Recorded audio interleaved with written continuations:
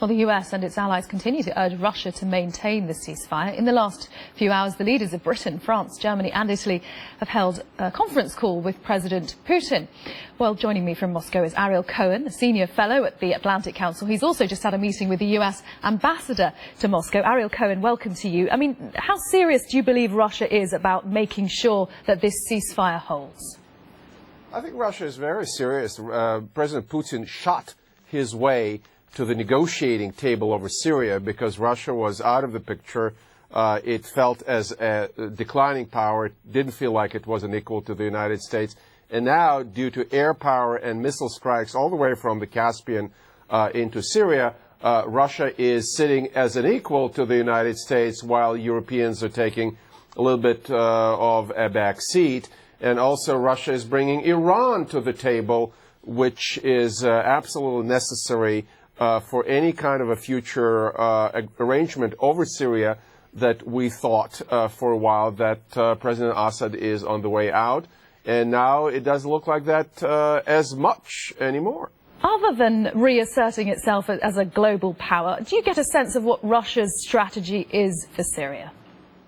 I think Russia made a big fuss about the United States talking about Plan B, but ideally, of course, there is some kind of an arrangement which is extremely difficult because the parties do not talk to each other, do not see eye to eye. It's a multilateralized conflict that everyone has a different agenda. The Turks, an important player, the Kurds, the Saudis, the Americans, the Iranians, etc. So ideally, we preserve the integrity of Syria, but different factions there learn how to live together. Syria is, after all, 80% Sunni Arab Muslim. And then there's some Alawites, where President Assad's family is coming from, and the Kurds and the others. But the Plan B that the U.S. was talking about, allegedly, is that Syria will be partitioned. And what is important for Russia is to keep Russian presence and Russian hegemony in the Alawite heartland along the coast of the Mediterranean, where the Latakia naval base and now the Russian air base is.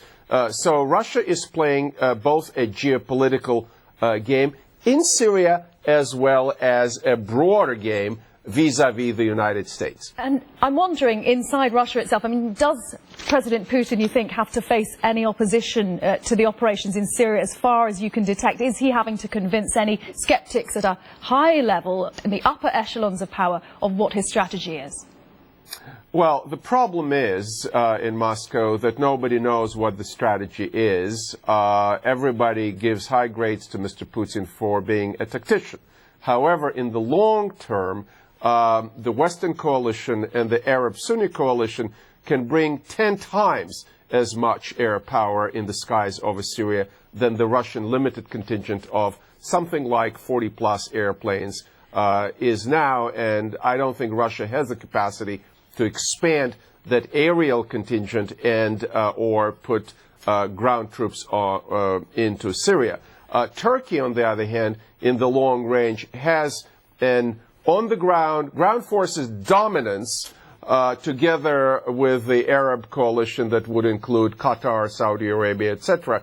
And therefore, I think Russia has to be very, very careful not to overstretch, not to overstep the red lines that the West can and should be putting there in Syria. Ariel Cohen, we're going to have to leave it there. Thank you very much indeed for joining us there from Atlantic Council from Moscow. Thank you.